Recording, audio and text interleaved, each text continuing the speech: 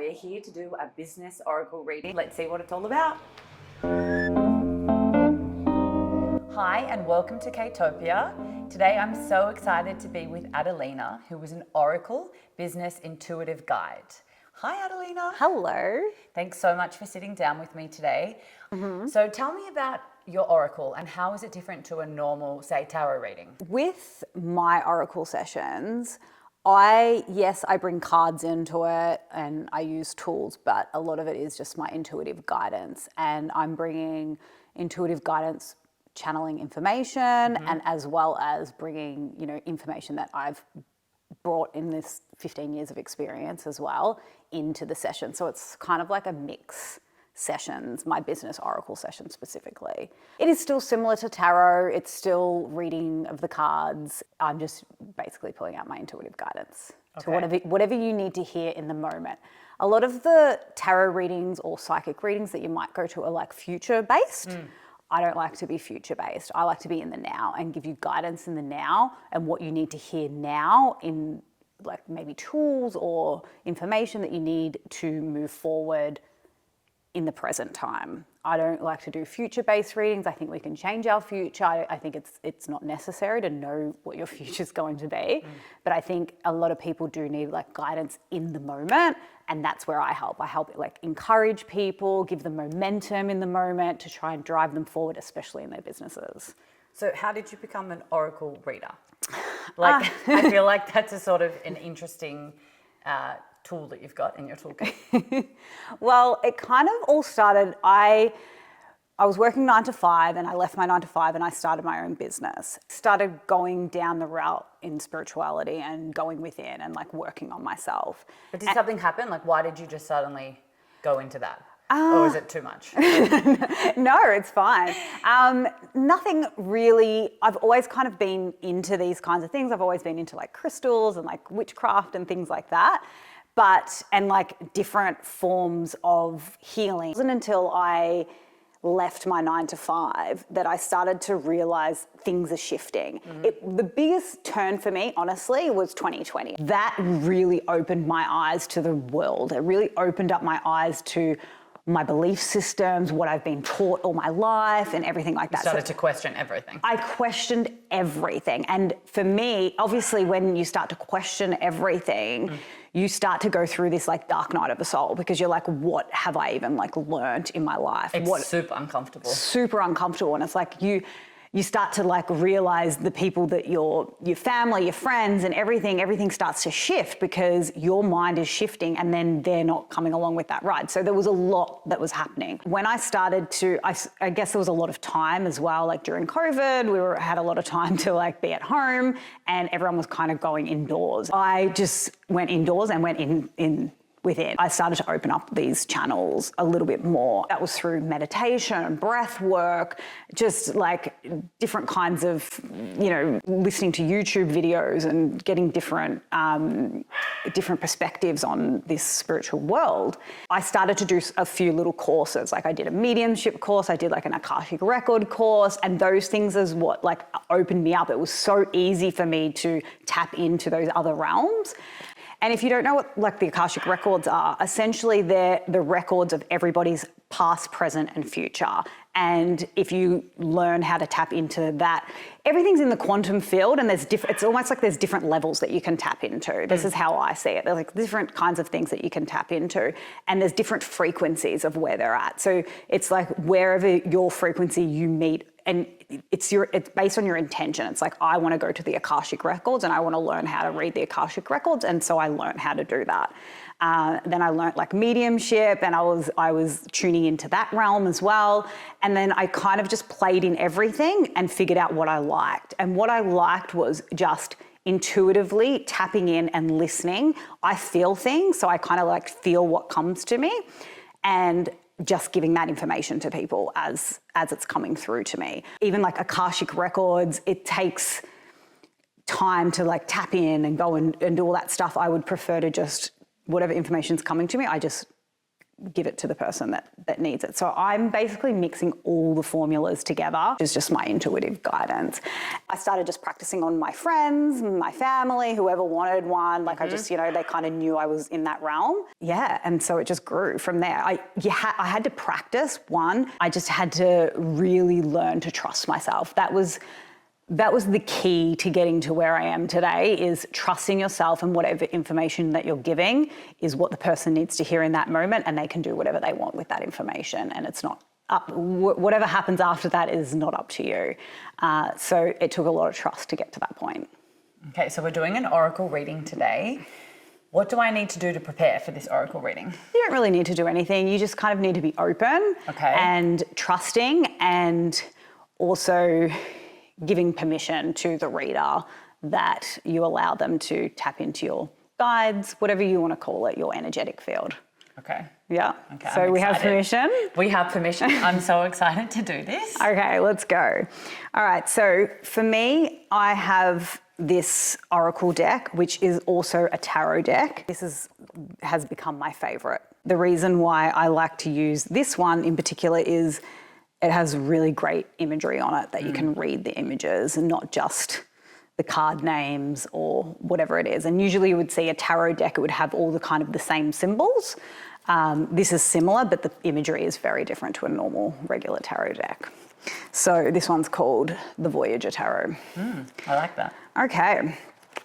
So generally I would, clear the energy. I do these remotely as well. So they don't just need to be in person. I can tap into your energetic field remotely as long as you give me permission.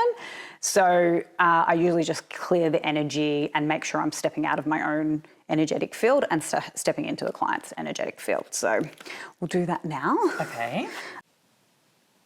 Clear the energetic field, clear the person's energetic field if we're in person. So clear any energy that does not serve Kate for her highest good.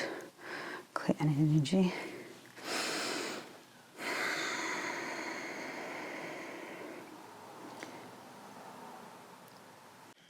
And there's different things that people like to do to kind of like tap in. I've kind of just gotten good at just going straight in and getting whatever information that I need from that person. So here we go. So I'm going to ask you, is there a specific question or anything that you want to know about in this moment, or we can just do like a general reading? I want to know it all. Just remember, I don't do future readings. It's in the now. I'd like to know business. I'm quite interested in, like, Ktopia is obviously my passion and I love helping other people. So I think anything that gives more information on the business direction would be really helpful right now for me. Yep. Yeah. So what maybe is the next steps, or what will lead you to the next steps? So when I do business oracle readings, I like to empower the person that I'm doing the reading with. And what I mean by that is I will give you guidance to go and find the next steps. Okay. So then if I tell you what to do, I'm the coach, essentially, right? Or a mentor, if I'm giving you the step by step. But if you go and find the steps yourself and you're more empowered in what you're finding and where you're moving to. Like if someone tells you what to do rather than you just discovering it yourself, you're more inclined to move forward with that idea or whatever it is. So I like to empower people in the moment and give them guidance of what they need to do, maybe like a direction or what's going to happen or something like that, and not necessarily give them step by step. Okay. So what are the next steps, or what could lead you to the next steps? Wow, my ears are ringing. Okay. Let's tap into, sometimes they just don't come out. Let's tap into Kate's energetic field. What does she need to know in regards to her business and the next steps? I also don't... I'm quietly nervous, just so you all know. I also don't like to... A lot of people do like upside down cards. I don't like to do upside down cards. I've learnt that way. And there's no right or wrong.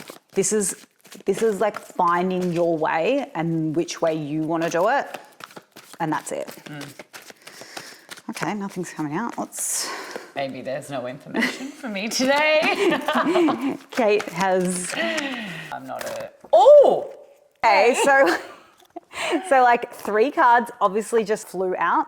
So for those that know tarot, we've got the 5 of Wands, the 7 of Worlds, and the 3 of Crystals. At the moment, you're kind of a little bit stuck in like which direction to go in, and not stuck in like, you don't know what the future goals of your business is.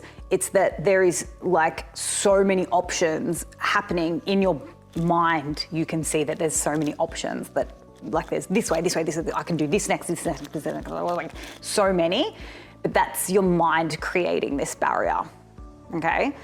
And it's not necessarily that there are all these steps, because if you just got the steps and you just lined them up and made a to-do list or whatever, and like follow that to-do list, it wouldn't be so overwhelming.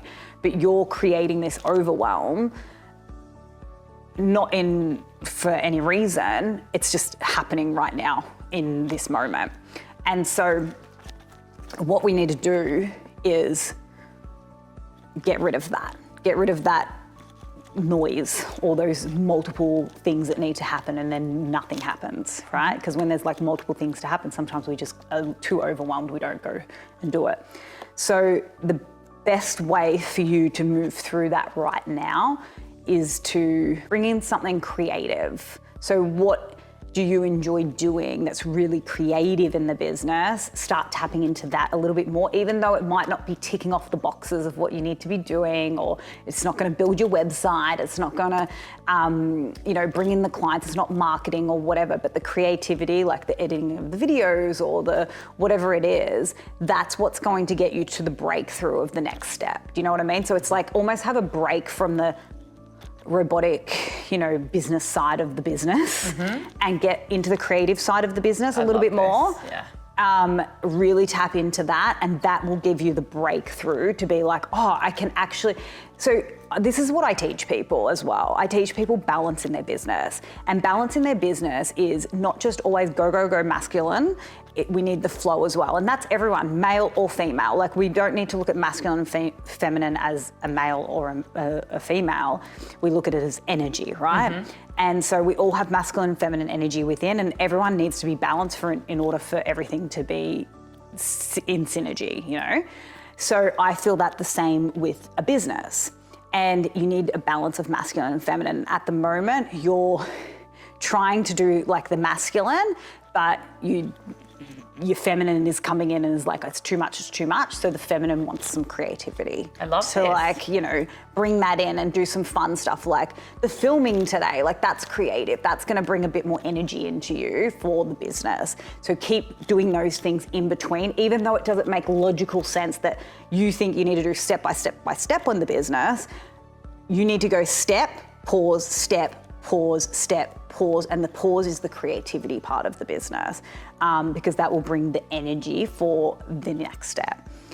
So whatever that is, go and have a think about it and start to plan out those days where you do have this like creative momentum happening, and it might be even like every second day, and you're like, no, I have to do this because this is what's going to help me with my business, and I'm not going to get stagnant and get overwhelmed by all the tasks that I have to do, because I'm adding in this like creative element to it. And creative element is it's energy. Creativity is energy, it's life force energy, and if we're not doing something that gives us life force energy every day, then we're not in flow and we're not in alignment. And it helps set us up. Even if you do something small every day, it's gonna help set you up. And it brings, think of like creativity even when you're a child. It brings fun, and, we're laughing and we're having fun and we're loving what we're doing. Though we still have to do the jobs that we don't wanna do, but we need to break it up in business, because otherwise we get overwhelmed and we just won't do them. So I think that's where you're at the moment. That's what's going to bring you to your next step. Do you have any other questions?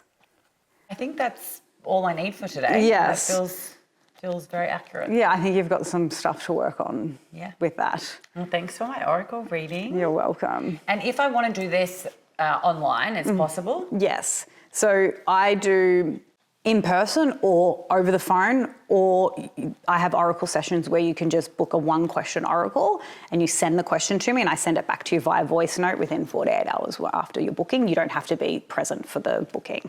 Okay, this is so good. Yeah. It's actually really accurate because everything Adelina just said to me is sort of intuitively things the last few days that I've been feeling.